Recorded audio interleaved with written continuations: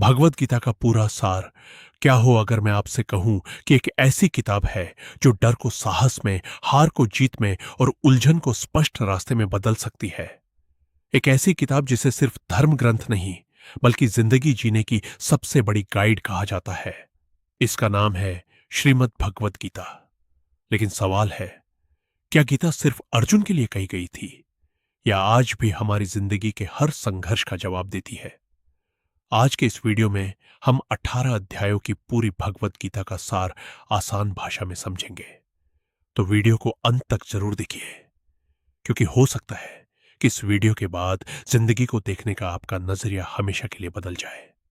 युद्ध का मैदान और एक टूटा हुआ योद्धा कल्पना कीजिए। कुरुक्षेत्र का विशाल मैदान। एक तरफ कौरवों की सेना, दूसरी तरफ पांडव शंख बज चुके हैं। युद्ध शुरू होने ही वाला है। तभी महान धनुर्धर अर्जुन अपने ही रिश्तेदारों गुरु द्रोणों और पितामह भीष्म को सामने खड़ा देखकर टूट जाते हैं। उनके हाथ कांपने लगते हैं, गांडीव धनुष नीचे गिर जाता है और वे कहते हैं, मैं अपने ही लोगों को मारकर ऐसा राज्य नहीं चाहता। यहीं से शुरू होती है भगवत गीता। अध्याय 1, अर्जुन विषाद योग। गीता का पहला अध्याय हमें सिखाता है कि कमजोर महसूस करना गलत नहीं है। जिंदगी में हर इंसान कभी ना कभी अर्जुन बनता है, जब सही और गलत के बीच फैसला करना मुश्किल हो जाता है। लेकिन याद रखिए, समस्या अंत नहीं होती, वही नई शुरुआत भी हो सकती है। अध्याय 2, सांख्य योग। अब श्री कृष्ण बोलना शुरू करते हैं। वे अर्जुन से कहते हैं, जिस शरीर के लिए तुम दुखी हो वह नश्वर है, लेकिन आत्मा कभी नहीं मरती। गीता का सबसे प्रसिद्ध संदेश यही मिलता है, कर्मण्येवाधिकारस्ते मा फलेषु कदाचन। अर्थात तुम्हारा अधिकार केवल कर्म करने पर है, फल पर नहीं। यही गीता का सबसे बड़ा सिद्धांत है। काम करते रहो, पर परिणाम की चिंता मत करो। अध्याय 3, कर्मयोग। श्री कृष्ण कहते हैं, दुनिया में कोई भी व्यक्ति बिना कर्म किए नहीं रह सकता। अगर तुम सही कर्म करते हो तो वही पूजा है। अपने कर्तव्य से भागना सबसे बड़ी गलती है। इसलिए जो भी काम करो, ईमानदारी और निस्वार्थ भाव से करो। अध्याय 4, ज्ञान कर्म संन्यास योग। अब श्री कृष्ण बताते हैं, ज्ञान सबसे बड़ा धन है। जब इंसान सही ज्ञान प्राप्त कर लेता है तो उसका डर खत्म होने लगता है। अज्ञान अंधेरा है, ज्ञान प्रकाश है। इसलिए सीखना कभी मत छोड़ो। अध्याय 5, कर्म संन्यास योग। क्या सफलता पाने के लिए सब कुछ छोड़ना जरूरी है? श्री कृष्ण कहते हैं, नहीं। त्याग का मतलब दुनिया छोड़ना नहीं, बल्कि अपने अहंकार और लालच को छोड़ना है। यही सच्चा संन्यास है। अध्याय 6, ध्यान योग। अब श्री कृष्ण मन को जीतने की बात करते हैं। वे कहते हैं, मन इंसान का सबसे बड़ा मित्र भी है और सबसे बड़ा शत्रु भी। अगर मन पर नियंत्रण हो जाए तो जीवन बदल सकता है। ध्यान, संयम और अनुशासन इंसान को भीतर से मजबूत बनाते हैं। Ending teaser. लेकिन असली रहस्य अभी बाकी है। आगे श्री कृष्ण बताते हैं कि भगवान कौन है, भक्ति क्या है और इंसान मृत्यु के बाद कहा जाता है। यही सब हम अगले भाग में जानेंगे। अगर यह ज्ञान आपको पसंद आ रहा है तो वीडियो को लाइक करें, चैनल को सब्सक्राइब करें और कमेंट में लिखें, जय श्री कृष्ण। अगले भाग में अध्याय 7 से 12 तक की सबसे रोचक और गहरी शिक्षाएं होंगी। अब शुरू होता है गीता का सबसे गहरा ज्ञान। श्री कृष्ण अब अर्जुन को सिर्फ युद्ध जीतना नहीं सिखा रहे, बल्कि जीवन का सबसे बड़ा सत्य समझा रहे हैं। वे कहते हैं, अर्जुन, अब तक तुमने कर्म को समझा, अब मुझे समझो। यहीं से गीता का सबसे आध्यात्मिक और प्रेरणादायक भाग शुरू होता है। अध्याय 7, ज्ञान विज्ञान योग। श्री कृष्ण कहते हैं, मैं ही इस पूरे ब्रह्मांड का कारण हूं। जैसे धागे के बिना माला नहीं बन सकती, वैसे ही परमात्मा के बिना संसार का अस्तित्व नहीं हो सकता। लेकिन अधिकतर लोग धन, प्रसिद्धि और इच्छाओं में इतने उलझ जाते हैं कि वे अपने असली लक्ष्य को भूल जाते हैं। श्री कृष्ण कहते हैं, जो व्यक्ति पूरे विश्वास से मेरी शरण में आता है, मैं उसका मार्ग स्वयं आसान कर देता हूं। सीख यह है, भगवान तक पहुंचने का रास्ता विश्वास और सच्चे मन से शुरू होता है। अध्याय 8, अक्षर ब्रह्म योग।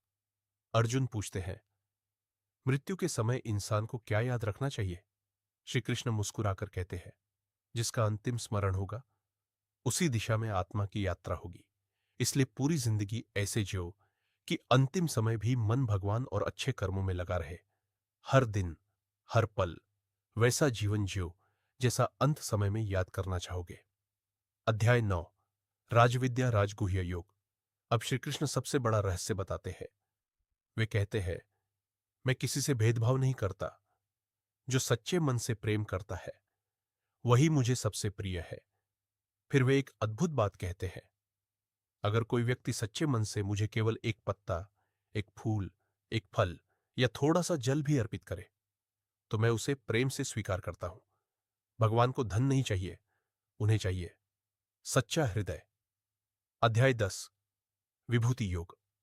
अर्जुन पूछते हैं, हे कृष्ण, मैं आपको हर जगह कैसे पहचानूं? श्री कृष्ण उत्तर देते हैं, पहाड़ों में मैं हिमालय हूं, नदियों में मैं गंगा हूं, सूर्य में मेरा तेज है, चंद्रमा में मेरी शीतलता, सिंह की शक्ति, गरुड़ की गति, समुद्र की गहराई, हर श्रेष्ठ चीज में मेरा ही अंश है। मतलब जब भी आप प्रकृति की महानता देखें, समझिए वहां भगवान की झलक है। अध्याय 11, विश्वरूप दर्शन योग। यह गीता का सबसे रोमांचक क्षण है। अर्जुन कहते हैं, हे प्रभु, मैं आपका वास्तविक स्वरूप देखना चाहता हूं। श्री कृष्ण उन्हें दिव्य दृष्टि देते हैं और अगले ही पल अर्जुन जो देखते हैं उसे शब्दों में बयान करना लगभग असंभव है। हजारों सूर्यों जैसा तेज, अनगिनत मुख, अनंत आंखें, पूरा ब्रह्मांड एक ही दिव्य रूप में समाया हुआ। अर्जुन कांप उठते हैं। उन्हें समझ आता है कि श्री कृष्ण केवल उनके मित्र नहीं बल्कि स्वयं परमेश्वर है। विनम्र होकर वे कहते हैं, हे प्रभु, यदि मैंने आपको मित्र समझकर कोई भूल की हो तो मुझे क्षमा करें। यहीं अर्जुन का अहंकार पूरी तरह समाप्त हो जाता है। अध्याय 12, भक्ति योग। अब अर्जुन पूछते हैं, भगवान का सबसे प्रिय भक्त कौन होता है? श्री कृष्ण कहते हैं, वह जो किसी से द्वेष नहीं करता, जो दयालु है, जो विनम्र है, जो सुख दुख में समान रहता है, जो दूसरों की भलाई चाहता है और जिसका मन हमेशा सत्य और प्रेम में स्थिर रहता है। ऐसा भक्त भगवान को सबसे अधिक प्रिय होता है। अब अर्जुन का डर लगभग समाप्त हो चुका है, लेकिन अभी गीता की सबसे गहरी शिक्षाएं बाकी है। आत्मा क्या है, प्रकृति और पुरुष का रहस्य क्या है, तीन गुण सत्व, रज और तम हमारी जिंदगी को कैसे प्रभावित करते हैं। भगवत गीता का पूरा सार 22 पार्ट 3 अध्याय 13 से 18। अब शुरू होता है गीता का अंतिम और सबसे गहरा ज्ञान। अब तक अर्जुन समझ चुके थे कि उन्हें अपना कर्तव्य निभाना है, लेकिन श्री कृष्ण अभी उन्हें जीवन का सबसे बड़ा रहस्य बताना बाकी था। वे कहते हैं, अर्जुन, जिसने स्वयं को जान लिया उसने पूरे संसार को जान लिया। अध्याय 13, क्षेत्र और क्षेत्रज्ञ योग। श्री कृष्ण कहते हैं कि यह शरीर केवल एक क्षेत्र है और आत्मा उसका जानने वाला है। शरीर बदलता है, बूढ़ा होता है और एक दिन समाप्त हो जाता है, लेकिन आत्मा न जन्म लेती है और न कभी मरती है। जो इस सत्य को समझ लेता है उसके मन से मृत्यु का भय समाप्त होने लगता है। अध्याय 14, तीन गुणों का रहस्य। हर इंसान के अंदर तीन गुण होते हैं, सत्व, रज और तम। सत्व शांति, ज्ञान और पवित्रता देता है। रज इच्छाएं, महत्वाकांक्षा और कर्म की प्रेरणा देता है। तम आलस्य, क्रोध और अज्ञान की ओर ले जाता है। श्री कृष्ण कहते हैं कि जो व्यक्ति सत्व गुण को बढ़ाता है वही सच्ची शांति प्राप्त करता है। अध्याय 15, पुरुषोत्तम योग। श्री कृष्ण संसार की तुलना एक उल्टे पीपल के वृक्ष से करते हैं। वे बताते हैं कि संसार बदलता रहता है लेकिन परमात्मा शाश्वत है। धन, पद और प्रसिद्धि यही रह जाते हैं, केवल कर्म ही हमारे साथ चलते हैं। अध्याय 16, देव और असुर स्वभाव। हर इंसान के भीतर दो प्रवृत्तियां होती है, देवी गुण सत्य, दया, प्रेम, क्षमा और विनम्रता। आसुरी गुण अहंकार, क्रोध, लालच और हिंसा। हर दिन हमारे निर्णय तय करते हैं कि हम किस मार्ग पर चल रहे हैं। अध्याय 17, श्रद्धा का महत्व। जैसी इंसान की श्रद्धा होती है वैसा ही उसका जीवन बनता है, इसलिए हमेशा ज्ञान के साथ श्रद्धा रखो और श्रद्धा के साथ विनम्रता। अध्याय 18 मोक्ष संन्यास योग। अब श्री कृष्ण अपना अंतिम संदेश देते हैं। अपने सभी संदेह छोड़ दो, धर्म के मार्ग पर चलो, अपना कर्तव्य पूरी ईमानदारी से निभाओ और परमात्मा पर विश्वास रखो। यह सुनकर अर्जुन कहते हैं, हे कृष्ण, अब मेरा मोह समाप्त हो गया है, मैं आपकी आज्ञा का पालन करूंगा। यहीं से अर्जुन फिर आत्मविश्वास के साथ युद्ध भूमि में उतरते हैं। भगवत गीता का सबसे बड़ा संदेश कर्म करो, लेकिन फल की चिंता मत करो। डर से नहीं, धर्म से निर्णय लो। मन को अपना मित्र बनाओ। क्रोध, लालच और अहंकार पर विजय पाओ। हर परिस्थिति में सत्य और कर्तव्य का साथ मत छोड़ो।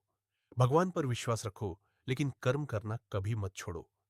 याद रखिए, गीता केवल युद्ध जीतने की पुस्तक नहीं है, बल्कि स्वयं पर विजय पाने की पुस्तक है। अगर आपको यह वीडियो पसंद आया हो तो इसे लाइक करें, चैनल को सब्सक्राइब करें और कमेंट में लिखें, जय श्री कृष्ण।